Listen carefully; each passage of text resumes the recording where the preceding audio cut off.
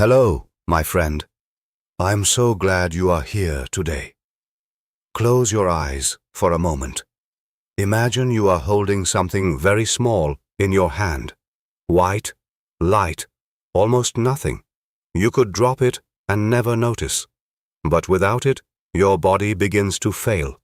Without it, entire civilizations might never have existed. This is not gold, this is not silver, this is salt. And today we walk a road made of salt. For thousands of years, this small crystal carried the weight of life and death. Long before cities existed, before kings, before armies, human beings were already searching for it. Picture an ancient forest. An animal stops beside a rock and begins to lick. A human watches from the trees, curious. When the animal leaves, the person steps forward and tastes the stone. Something inside awakens. The body recognizes what the mind cannot yet understand. Again and again, people return to that place. A path forms, then a trail, then a settlement, and eventually a city. Some of humanity's earliest cities were built near salt sources, not only because people needed water, because they needed salt. Their bodies led them there before knowledge ever did. Near the sea, others discovered salt differently. The sun dried shallow pools left by the tide. Water disappeared. White crystals remained. Different journeys. The same destination. Then came a discovery that changed everything.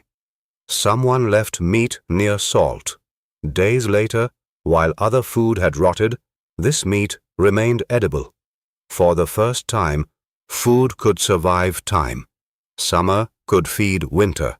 A hunt could last for weeks.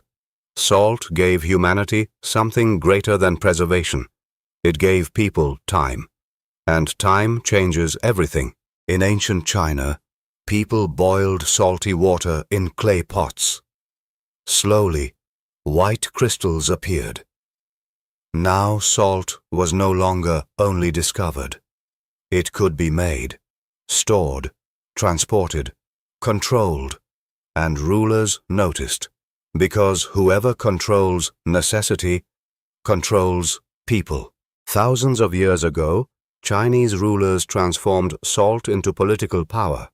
Governments controlled mines, prices, and distribution. Imagine needing salt to preserve food for your family.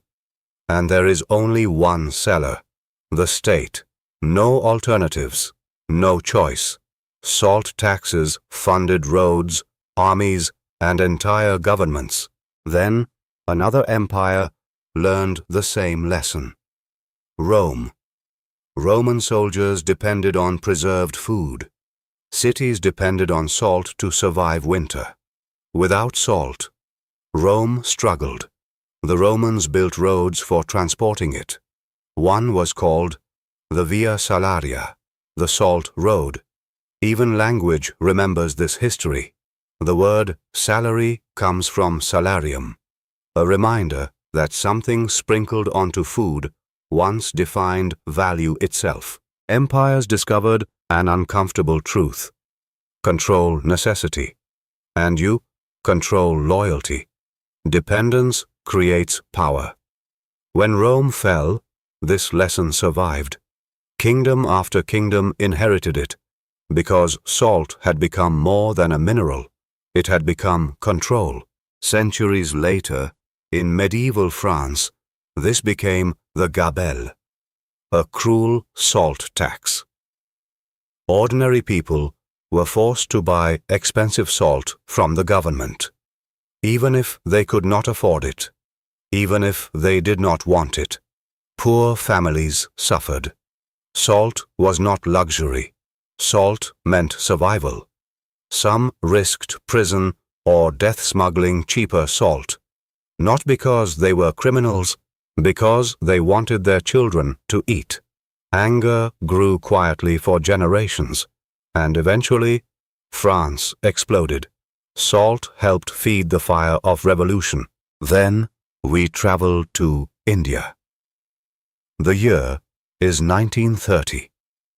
Under British rule, Indians could not freely collect salt from their own shores. One man decided enough was enough. His name was Gandhi, and he walked 240 miles. Thousands followed. At the shore, he bent down and picked up a small piece of natural salt. Such a simple act, yet it shook an empire. Because his message was simple. Human beings have the right to what the earth gives freely. People followed him. Many suffered. Many were arrested. Still, they continued. And salt changed once again, from control to freedom. Today, salt feels ordinary, cheap, invisible. Yet this story was never only about food. Salt teaches something deeper. Power rarely arrives wearing armor. Sometimes it hides inside ordinary things. Inside things people cannot live without. Salt was never just salt. It became survival, power, control, resistance, freedom. The smallest things often carry the greatest weight.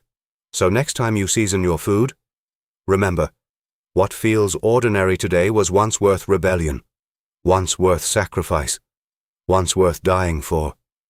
And perhaps that is a quiet kind of freedom. Thank you for walking this road with me.